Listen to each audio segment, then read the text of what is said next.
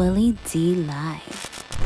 And I think it made, after you do 10 years in this thing and the lifestyle, you get tiresome. And got married, got divorced, went on the road with Nelly for 5 years, went around the world with him. Hadn't seen CeeLo in 5 years because what people don't know is that we were working on the Goodie Mob album way before people even understood that we had made amends from, the last album that he wasn't on. Yeah, I was about to ask you about the guys' reactions. How did Timo, Cujo, and CeeLo feel about you going to make that record with Ali? I think it wasn't even a question because it started with Low first. It was like we was in the studio, we working on Goodie Mob, and we were like, yo, let's go ahead and do this Goodie Mob album. And Danger Mouse sent Low these tracks. Mm-hmm. Low heard this track. He said, man, let me just go in here and scratch some shit I got. He went in there and did Crazy straight down. We ain't think nothing of it. It just wasn't nothing but me, him, and probably Hank at the studio late. He sent it back overseas to Danger Mouse. I woke up in the morning, he called me, he said, Gipp, I gotta go. I said, what wrong? He said, man, I gotta go to London. Danger Mouse went to BBC and played that record on the radio. It's a smash. I'm about to go. I ain't see Low again for 5 years. Shit, I know that's right. Low like shit. I'm gonna go get this. I'm gonna take this and run, man. But that was incredible. That was incredible to see him doing that. What he did though is that he made other artists think outside of the box. Yeah. He let other artists know that you don't have to be just do this. You don't have to be this, just this. Yeah. If you want to goddamn sing, if you want to do some pop, if you want to do some rock, whatever you want to do, it just kind of opened up things more.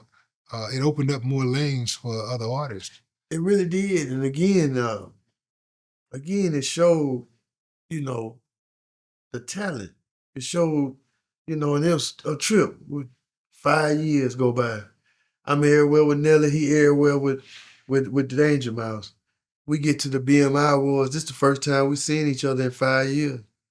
He walked up and fixed my tie. Hey, big bro, get your tie right.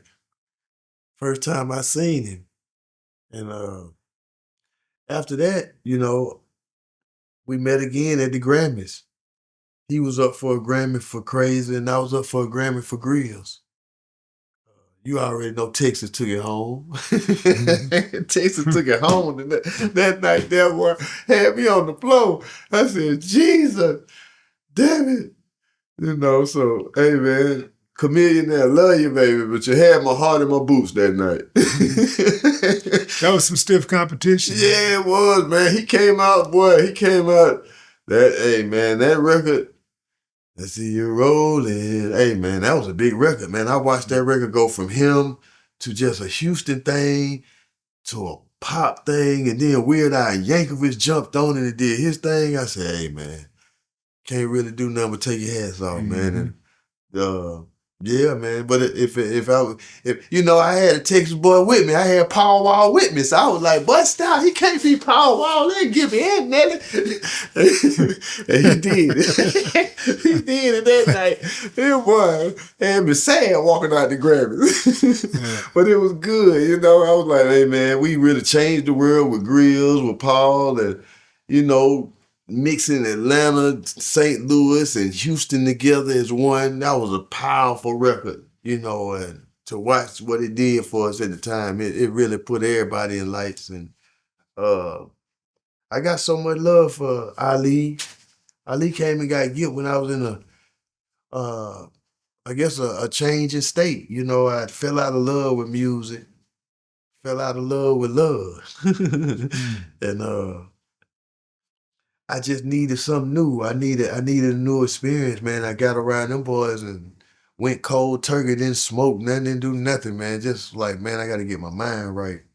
And man, caught a new deal with Sylvia Rome. She signed us, and the godmother always been good, to us. And man, we did that. Got back with the Goodie Mob. Nelly was the first to put us back on stage together right here in Atlanta at the Tabernacle. First time we stepped back on stage together after 10 years of being apart. So, the St. Lunatics put the Goodie back together. Now I got to help the St. Lunatics do their thing. So it's like, for me personally, like St. Louis became a home for me, and then I moved to LA, and I got to live in LA and live there for 5 years. I lived in LA probably 10 years. And but after the pandemic, man, I came back home, and I got just rejuvenated with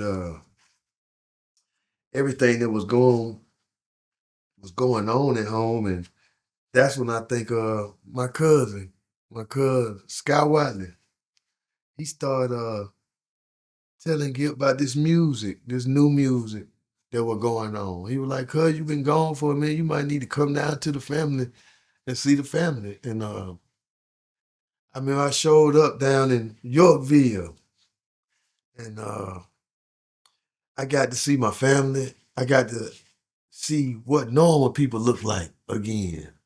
Being out in the field, like, brother, it's the trail ride. And we got the horses out, we got the campers out, we got the old folk out here on moonshine.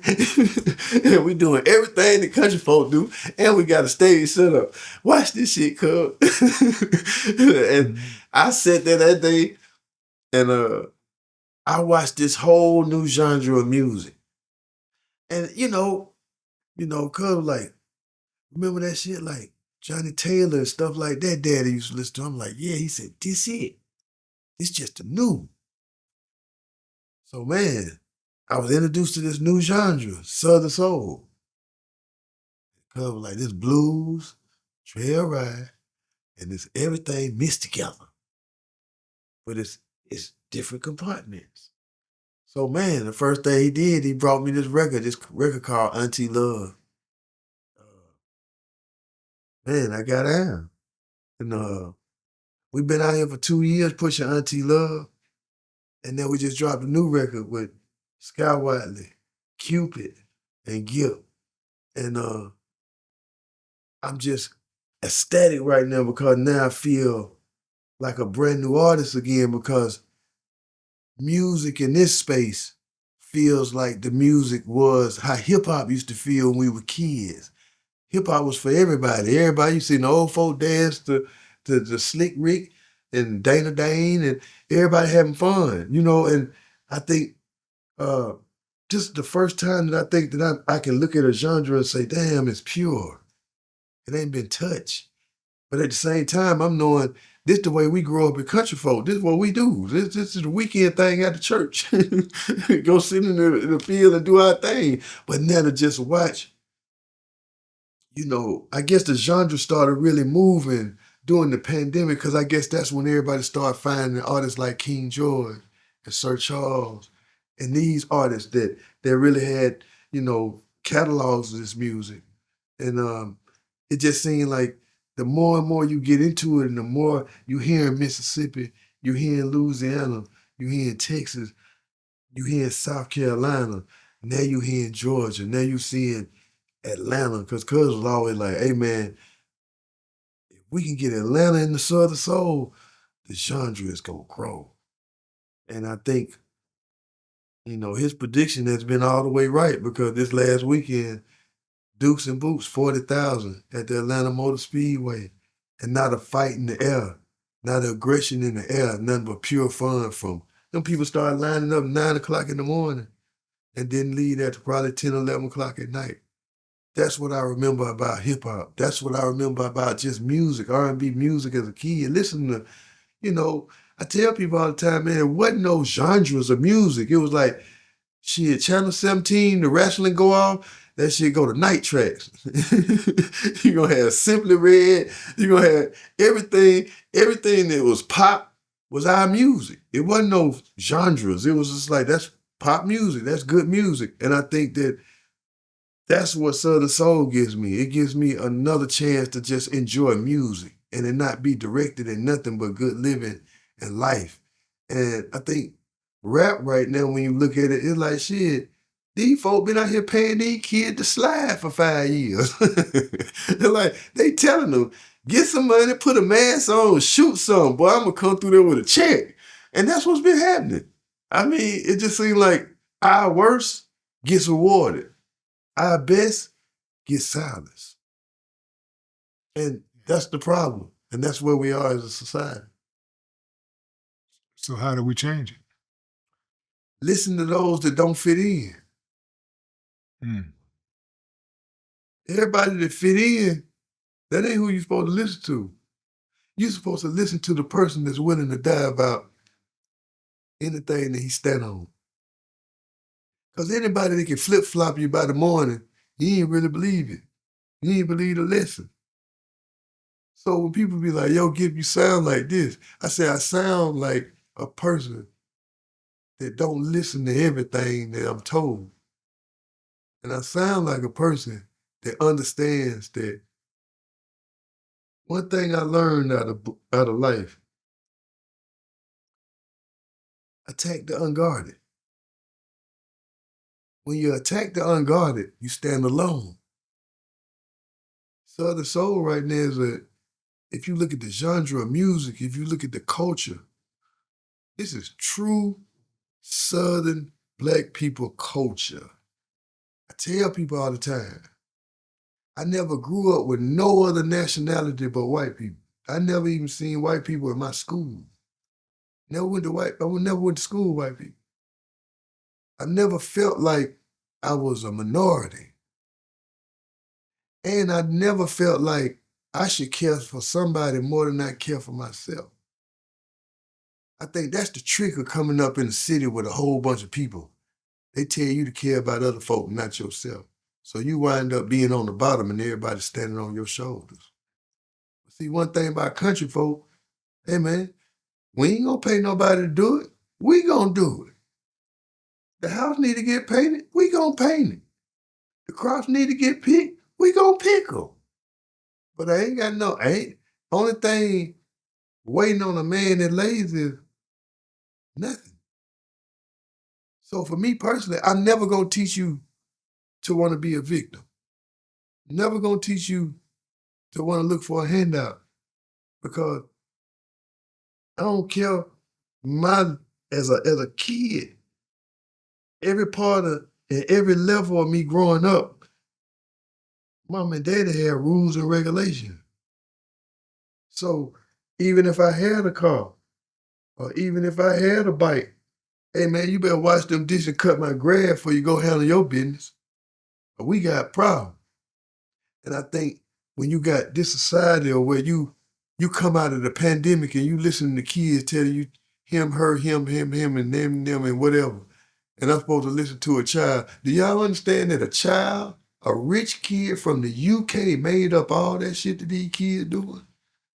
Another child made up all these pronouns that grown folk filing. Now, I don't know about y'all, but you know, a boy always been a boy and a girl always been a girl. And whenever you tell me that somebody could be something that I know they ain't, that's telling me to tell me that don't believe your eyes. Shit, just listen. Now that to me, that's the most deceitful place you could be in life.